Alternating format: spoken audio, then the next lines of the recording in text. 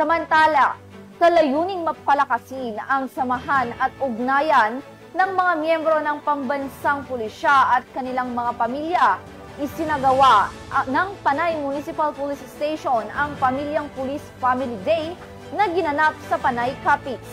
Yan ang balitang hatid ni Patrolwoman Charmaine Balunsat.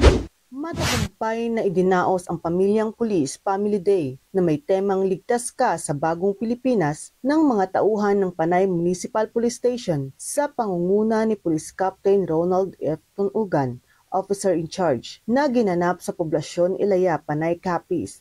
Nito lamay ka-28 ng Hulyo taong kasalukuyan. Ang nasabing aktibidad ay nagbigay ng kasiyahan kasabay ng pagsulong ng matibay na ugnayan sa pagitan ng kapulisan at ng kanilang mga pamilya. Itinampok din sa programa ang isang budol fight at mga palaro na lubos na nagdulot ng tuwa sa mga kapulisan at kanilang mga pamilya. Patuloy ang Panay PNP sa pagpapalaganap ng diwa ng pagkakaisa at pagtutulungan na magsisilbing pundasyon tungo sa mas maunlad na bagong Pilipinas. Mula dito sa Capiz Police Provincial Office, ako ang inyong Police News Network Correspondent, Patrolwoman Charmaine Balunsat, alagad ng batas, tagataguyod ng Balitang Pulis.